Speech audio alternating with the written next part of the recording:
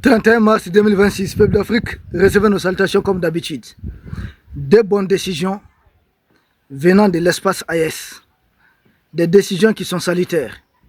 Parce que nous avons tellement attendu cela. Et la première bonne décision, c'est à la suite de la visite du ministre de la Sécurité dans certains pays. On appelle ça ministre de l'Intérieur. Le ministre de la Sécurité du Burkina, qui a effectué une tournée le long de la frontière Mali-Burkina et qui a constaté beaucoup de choses. Et parmi l'une des décisions majeures prises,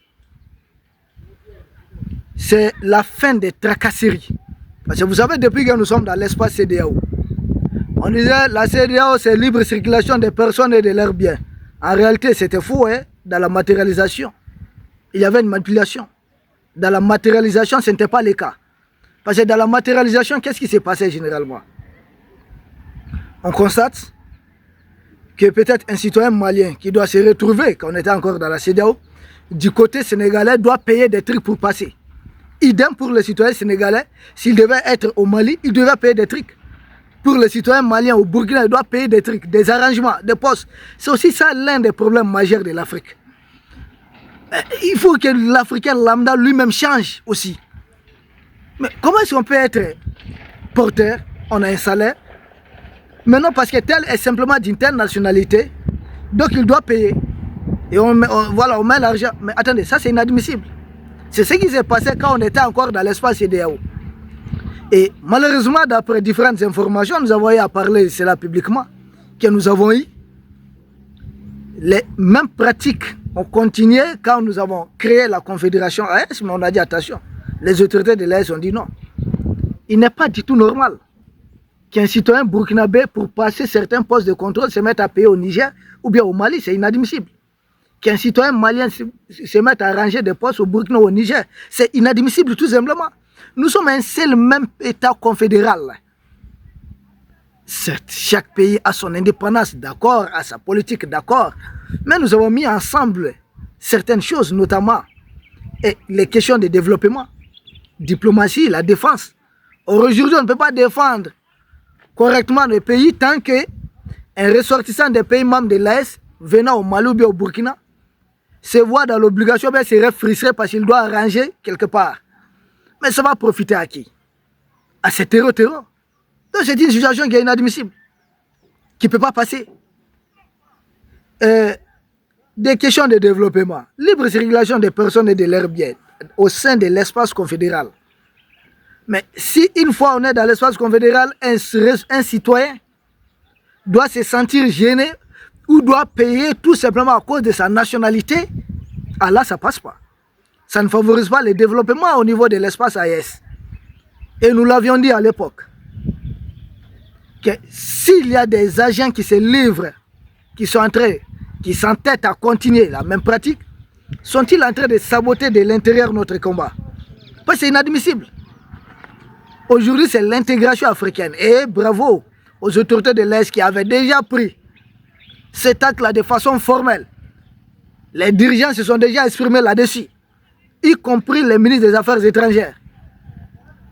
Et finalement, le Burkina qui assure actuellement la présidence tournante, parce que premier mandat, son Excellence le président Assimi Goïta, c'était mettre en place les institutions. Maintenant, avec son Excellence Ibrahim Traoré, il est question de matérialiser, de mettre en œuvre ces choses qu'on avait déjà mises sur place. Et parmi ces décisions, nous avons cette décision qui tombe. Et dorénavant, je pense qu'il y aurait des mesures drastiques, des mesures draconiennes contre tous ceux qui vont oser enfreindre à cette situation. Ça ne va pas passer tout simplement. Ça ne va pas du tout passer. Donc, c'est qu'ici, il y a des gens qui sont très mal habitués à cette pratique et qui ne veulent pas s'en débarrasser, qu'ils sachent que dorénavant, les textes seront appliqués dans toutes les rigueurs. Ça, on ne va même pas tergiverser là-dessus. Parce que nous sommes en train de franchir un autre cap. Et profitant de cela d'ailleurs, les armées de l'AES sont en train de nettoyer le long de la frontière Mali-Burkina.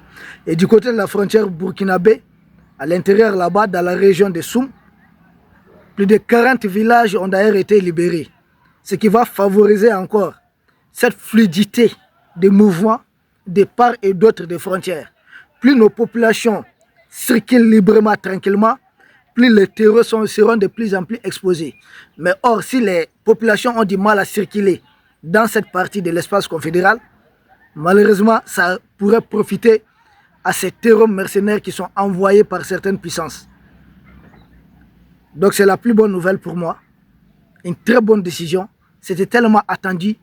Et nous souhaitons vraiment de tout nover que les dirigeants de l'AES appliquent ça avec toute la rigueur possible. Parce qu'avec nous, Africains, là, souvent il faut être très dur. La politique du bâton et de la carotte. Parce que c'est quelques années de la fameuse démocratie impérialiste. En réalité, ce sont les années qui ont détruit l'homme africain, les ressources humaines. Vous nous voyez en Afrique, nous sommes des, je sais pas, milliards.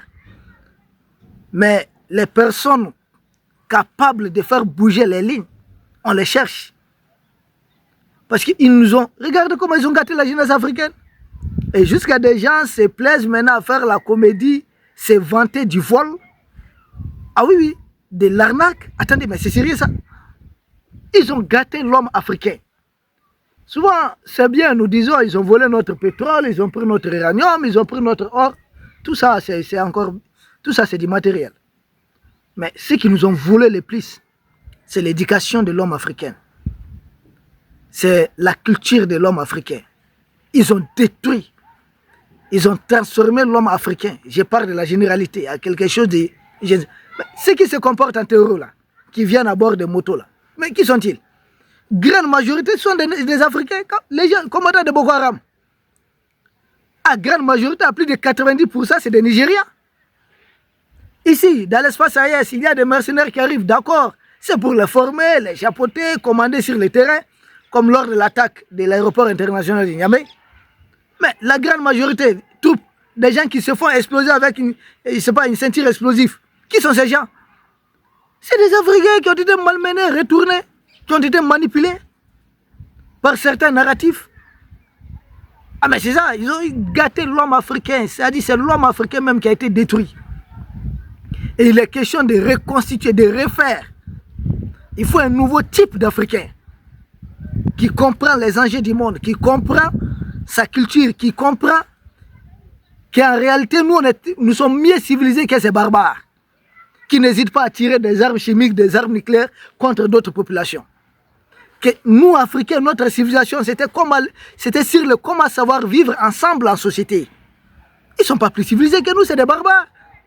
Des gens qui n'hésitent pas à massacrer villages, enfants, tout le monde, juste pour avoir des miettes souvent, ou pour se faire une idée de suprématie. Non, attendez. Nous autres Africains, nous sommes bien. Donc, avant qu'ils ne viennent, nous avions des États bien organisés. Voici les souverains. Voici les membres de son gouvernement. On a notre façon d'appeler ça. Voici notre administration. Voici nos forgerins autres là qui confectionnaient des armes. Pour nous, quand ils venaient là, nous sommes défendus avec des armes qui étaient fabriquées ici en Afrique. Jusqu'à quand on va se laisser transformer comme ça? Ils disent suivre l'héritage de leurs ancêtres gréco-romains. C'est ce qu'ils disent, non? Nous aussi, nous suivons l'héritage de nos ancêtres africains. Et ça, c'est compliqué. Pourquoi on va abandonner nos ancêtres pour suivre les leurs? Les leurs sont plus barbares que les nôtres. C'est pas compliqué.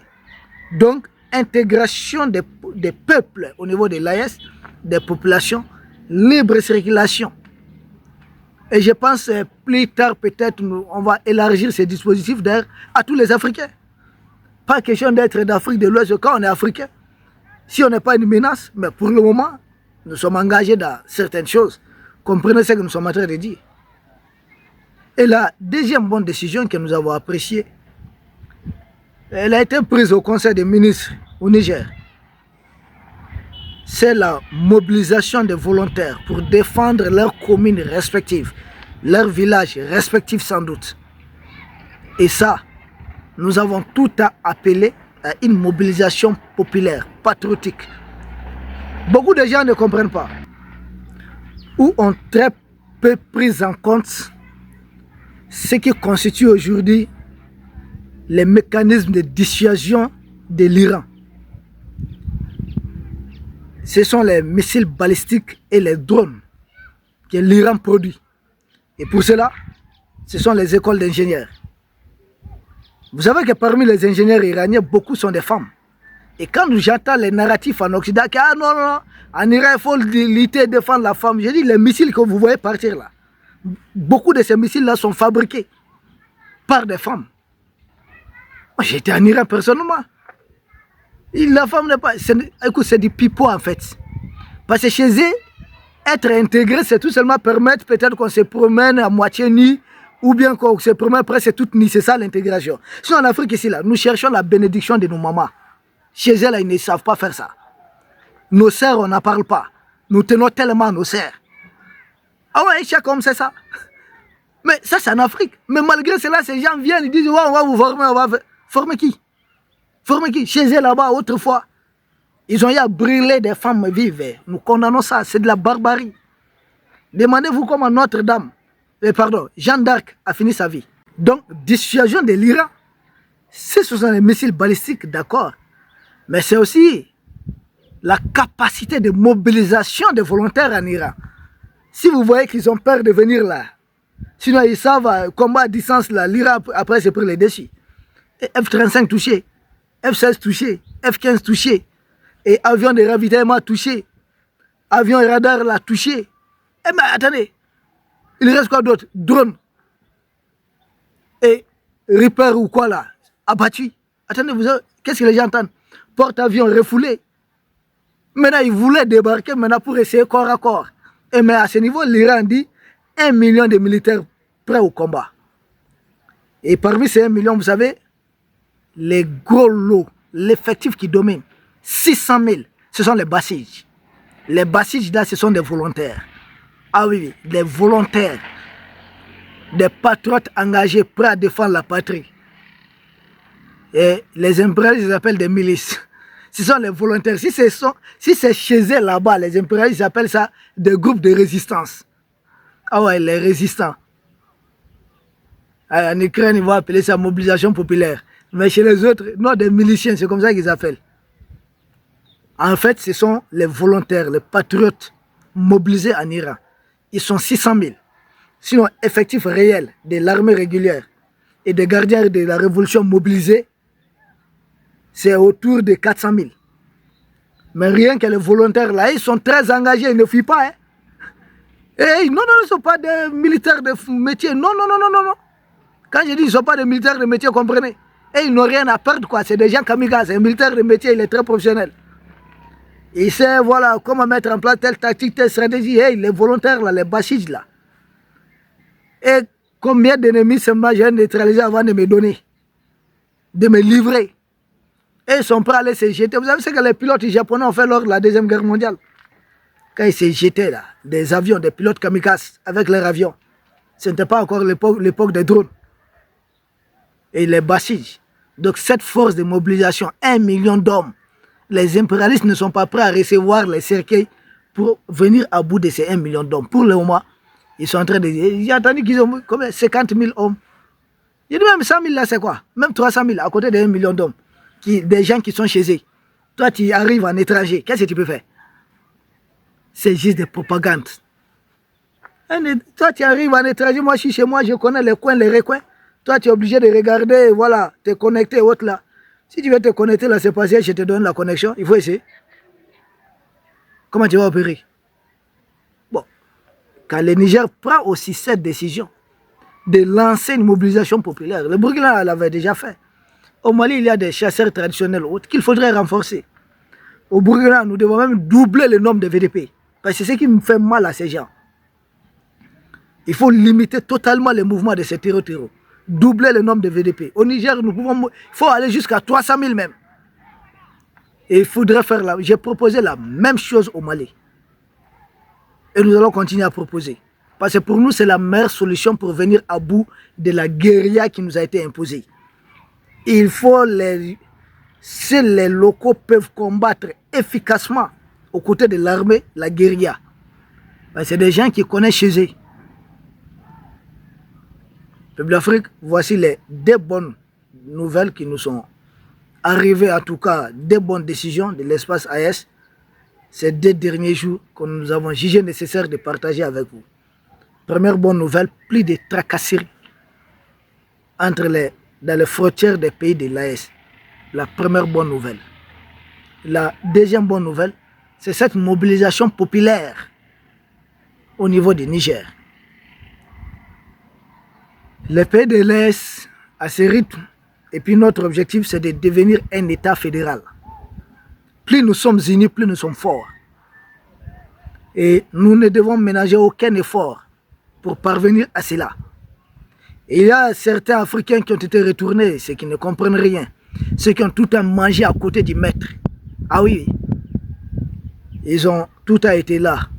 Leur combat, c'est de devenir ministre. Ouais, être ministre, directeur national, premier ministre, président, dans un système qui ne profite pas à l'ensemble du peuple. C'est ce que disait d'ailleurs son excellence, le capitaine Thomas Sankara, paix à son âme, qui est tombé en martyr. Faut-il des champagnes pour quelques personnes ou de l'eau potable pour tout le monde? C'est ce choix qu'il faudrait faire. Ce qu'ils veulent là, avec leurs enfants et autres là, ils vont étudier au Canada, aux États-Unis. Ils sont une petite minorité, une élite qui a été toute fabriquée et qui maintient. Quand les ONG les mieux rémunérés, il faut être recommandé par eux. Et les postes les plus clés, il faut être recommandé par eux. Pour avoir les meilleurs marchés, il faut être recommandé par eux. Ils ont donné tous les marchés en Afrique parce que rien n'a été fait. L'Afrique est demeurée sur place. Il faut casser ces systèmes. Et pour eux, la meilleure façon de maintenir le système en place, il faut parler de la fameuse démocratie occidentale. Je dis, les impérialistes même sont en train de se chercher dans leur fameuse démocratie. Les pays les plus stables politiquement, c'est la Chine par exemple. C'est le Singapour. Oh, et même les monarchies de Golfe là sont stables. Hein? Il n'y a pas de manifestation là-bas contre le pouvoir et autres, non. Mais ce ne sont pas des démocraties comme chez les impérialistes. Pourquoi ils peuvent nous manipuler? Avant qu'ils ne viennent là, nous, on n'avait pas un système. Nous allons tous le mettre à jour ce qu'il faut. Qu'est-ce qui est bien pour nous? C'est à nous de les définir. S'il faut une démocratie, oui, mais une démocratie définie par les Africains eux-mêmes, par chaque pays africain, c'est ça. Pas quelqu'un qui est de l'autre côté, les rives de Méditerranée, qui a gardé code noir dans son armoire de 1600, je ne sais pas, 85 jusqu'à 2025. Nous n'avons rien à apprendre d'eux. Je dis bien rien. Peuple d'Afrique, nous vous remercions. Nous espérons vous retrouver demain pour un autre sujet au sommet de l'actualité. Merci.